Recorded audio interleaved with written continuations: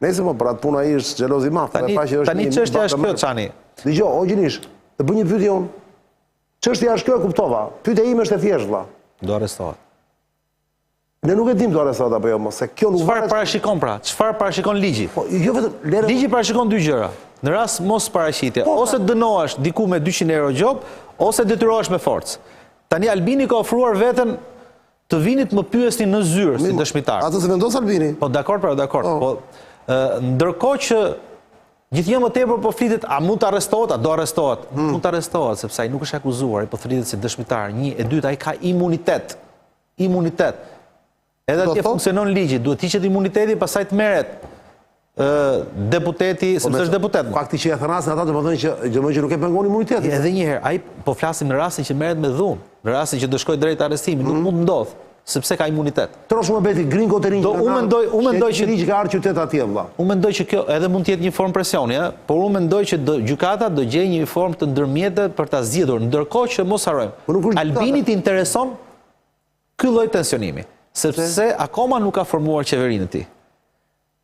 Akoma nuk ka formuar qeverinë e tij. Dhe intereson ky lloj acarimi. Viktimizimi. Sepse, bravo. Po i stëlluan viktimën, e bulon të fortin. I forti sepse po sulmohet nga këta që ky i mundi në zgjedhje, nga mediat, nga oligarkët, nga pushteti i kapur, nga gjykata speciale, nga prokuroria speciale, sepse ky pa gjithkohë ka fol kundër tyre, apo jo? Kështu që kjo është një fort triumfi heroik pas viktimizimit. Bashkëtojnë të dyra, nuk mund të jesh. Është teatr thuat jo Gjinish dhe ky. Po, për mua është teatr. Po që ishte kjo këmban ka që bukur lëdio çfarë perë. Për mua është teatr, shqetësimi më i madh i zotit Kurti është se si do mbylli qeverisjen, si do ta formojë qeverisjen. Por pyetja mbetet apo jo?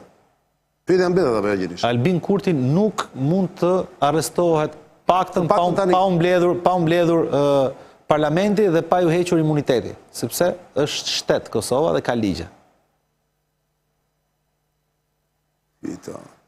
Më thotë, më vjen një mesazh thotë Dejona, jo Dojana. Po, Dejona. E ta thashun Dejona. Si e tham Dojana? Pastaj më thotë njëri, po kush do arrestojmë? Policët e Xhelalit, ministrit vet? Jo, është bëhet fjalë gjykatë speciale, prokuroria speciale. Po pra, është prokurori speciale. Kosova nuk është si Shqipëria, mik, që një herë i çon policët dhe marrin presidentin e Republikës zvarr dhe një herë tjetër i çon në bashki dhe marrin me duke përkdhelur. Atje policia shteti është shtet. Ledhjo mbaruan, po gjithsesi kemi dy këshure djo. Dy gjëra të vogla për ta mbyllur tani, pa ty fare këto janë thjesht. Këto janë thjesht për syrin e keq, vallë që të na eci mirë, e kupton? Duhet të vënë sa gjëra të kështu që të na eci mirë. Ja, filluam me këtë duash të para Ledhjo. Nuk kanë lidhje fare këto me hiqje këtë tillun Ledhjo. Kjo është thjesht nga pshurje tu brenda në Katund. Pshurja e parë Ledhjo. Sa pëlqej këtë. Po. Na Gjinish, pshurja është. Shumë e egër ishte kjo. Jep Ledhjo. Pse? Tani nuk kemi vetëm energji hidro, kemi dhe nga dielli, por energjinë më të madhe di ku e gjej apo jo. Që të ta them shumë copë me që jemi këtu në njëri tjetrin dhe s'na dëgjon njeri. Tek hakmarrja. Hakmarrja. Dua të marr hak. Dua të marrim hak. Na kanë poshtruar shumë gjatë. Shumë gjatë. Na kanë poshtruar të huajt, na kanë poshtruar tanët. Me vjetra vite. Tani është koha të marrim hak. Dhe e di çfarë është fantastike, të marrim hak duke ullur në kryezën e Bashkimit Evropian aty, njësoj barabartë me të tjerët, edhe duke i bërë për lezet në fillim atë shenjën, ishte një gjë. Ja, kjo më jep energjinë, që ta dish.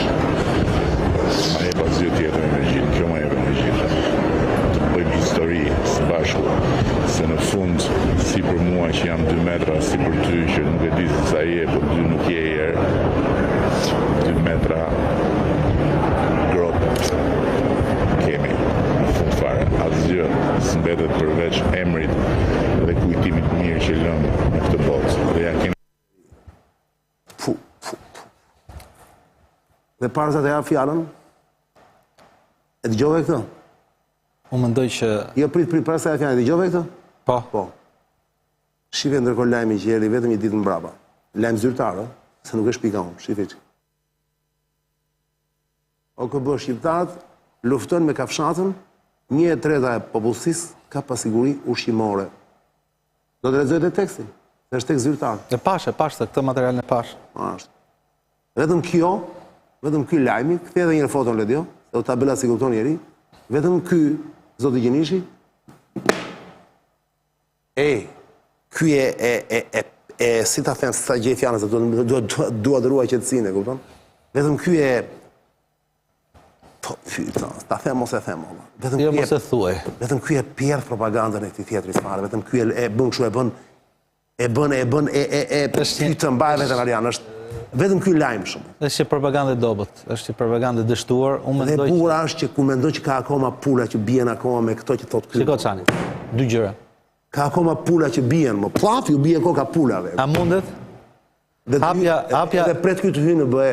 Një minutë. Do thoshë i llaf. Hapja negociatave. Do i Çani, hapja negociatave. Stin arqiv jam. Nuk është, të lutem. Hapja negociatave nuk është merit e Ramës. Sigurisht është fitore shumë e madhe për Shqipërinë, po pse nuk është merit e Ramës? Sepse u hapën pas konfliktit me Ukrainën. Pas i plasi lufta e Ukrainës dhe u fol o burra zgjerojnë e një herë se po vjen Rusi dhe po merr vendin. Tani ky vazhdon akoma me ato. E dyta, lutem, vjen një moment ku ka dy probleme shumë dha. Në Shtetet e Bashkuara të Amerikës ka dalë historia e investimeve të Sorosit për goditjen e opozitës dhe pas sulmit që ky i bëri spakut vet. Tani unë do të sjell dy gjëra, dy thënie shumë bukura, mendoj unë, për sa i përket marrëdhënies njerëzit me hakmarrjen. Voltaire thotë kështu Çani. Kush merr hak për fitoren, pas fitores, nuk e meriton dhe nuk është i denj për fitoren. Kush merr hak pasi ka fituar, nuk është i denj. Ndërsa Nietzsche shkon shumë më larg Çan kur thotë në mënyrë kjo është më interesante, se do kesh parasysh martesat politike të kryeministit ton, qoftë me Sorosin e me tjerët. Nietzsche thotë ata që janë martuar keq marrin hak ndaj gjithë botës. Dhe unë e sfidoj kryeministin e them, zoti kryeministër, meqense do të marrësh hak, të lutem përmende nën gradun e Berishës. Merr hak nga njeriu i cili na ndau nga Amerika, nga anti-amerikan i madh. Përmend nën gradun e Berishës, përmend Berishën dhe nën gradun. Të lutem posto fotot e tua me Alex Sorosin, të lutem qëndroj vllazërisë, tënde të heshtur. Të tjerat janë gjithë paçavure dhe në këtë kontekst ja ka kaluar dhe Zelenski shkret si një aktor i cili ju shit pafundësisht ai seriali vet para se pasi u bë president, ai seriali komik i Zelenskit u shit pafund. I e komplet i dështuar me këto propagandë dhe më vjen keq që sinqerisht, më vjen keq që përtej edhe emocioneve që sjellim në diskutimin tonë, më vjen keq për një popull që është mes të Europës që detyrohet të dëgjoj broçkulla të tjera dhe një propagandë që ja kalon diktaturave më të skajshme në Afrikë ose në skajet më të larga të botës. Nuk e meriton Shqipëria këtë. Fatkeqësi shumë e madhe është kjo gjë, dhe sigurisht nuk s'kam asnjë prishmëri do të ndryshoj gjë, por nuk do të harruar që janë rreth 700.000 pula, cilat shumë ka qenë dhe në kohën e Partisë Punës, që vazhdon dhe sot, 700.000 pula, valla.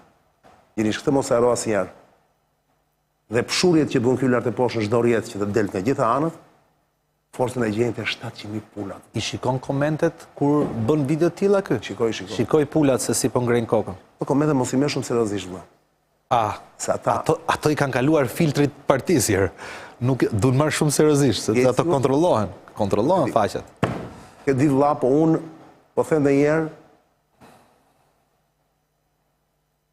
siç e them çdo emision ndonjëherë dhe harroj të them drejtën, po sot e them me qira rasti, falenderoj shumë Gjinishin, të gjithë ju që ndani këtë qëndrim dhe jeni pafund, jeni mira e mira që ndani këtë qëndrim me mua dhe me Gjinishin, ju kam thënë cila është zgjidhja. Ju e dini, unë jam kundër herojve, unë jam anti-heroj. Dhe për të thënë, jeta jepet vetëm një herë që s'doni të jetoni, mos jetoni në mes të pshurjeve. Ikni, po patët mundësi, ikni. Ikni nga ky vend, largoni sa më shpejt.